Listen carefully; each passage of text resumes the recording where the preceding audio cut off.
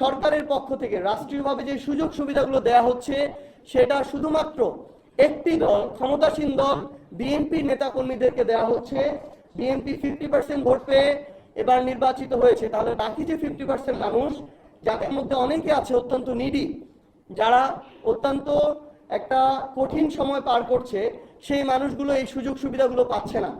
তাহলে এই বিষয়গুলো আমরা শুনতে এবং তুলে ধরতে মাঠ পর্যায়ে যাচ্ছি। আপনারা এই জায়গায় আমাদের সাথে পূর্বের মতো থাকবেন। এটা প্রথমত আমাদের গতবারের জুলাই পদযাত্রা আমাদের 3টি বিষয় ছিল: বিচার, সংস্কার এবং নতুন সংবিধান। তো সেখানে আমাদের এই যে বিচারিক প্রক্রিয়া, এই চলমান প্রক্রিয়াটি আমাদের কর্মসূচির প্রত্যেকটা বক্তব্যের অংশ এবং আমাদের রাজনৈতিক কর্মসূচির অংশ।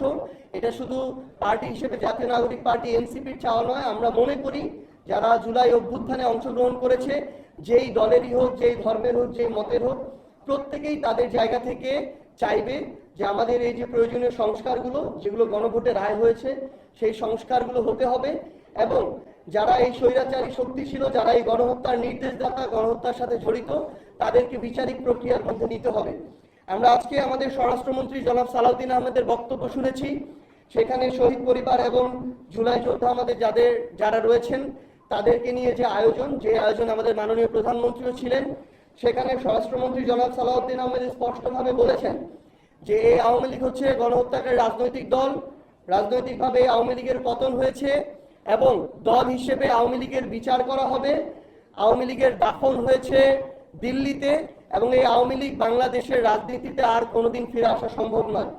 আমরা চাই বিএনপির মুখপাত্র হিসেবে জনাব সালাউদ্দিন আহমেদ যেই বক্তব্য দিয়েছেন, এই বক্তব্য, কথা এবং কাজে আমরা যেন এটা বাস্তবায়ন দেখতে পাই। এবং আমরা প্রত্যাশা করি গণঅভ্যুত্থানে অংশগ্রহণকারী রাজনৈতিক দল হিসেবে বিএনপির প্রত্যেকটি নেতাকর্মী তাদের অন্তরে এই চাওয়াটি ধারণ করে।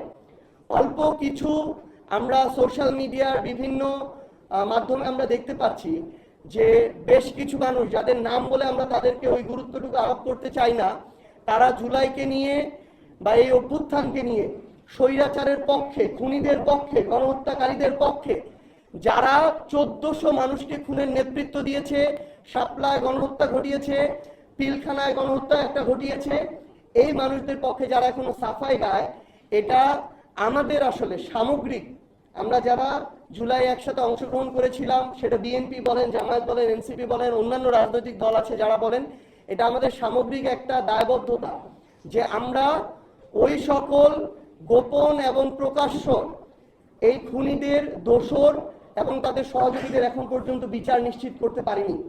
তাদের যদি বিচারের রায় হতো এবং এগুলোর যদি কার্যকারিতা থাকতো, তাহলে আজকে তারা কখনোই গর্ত থেকে মাঝে মাঝে উঁকি দিয়ে এই কথাগুলো বলার সাহস পেত না।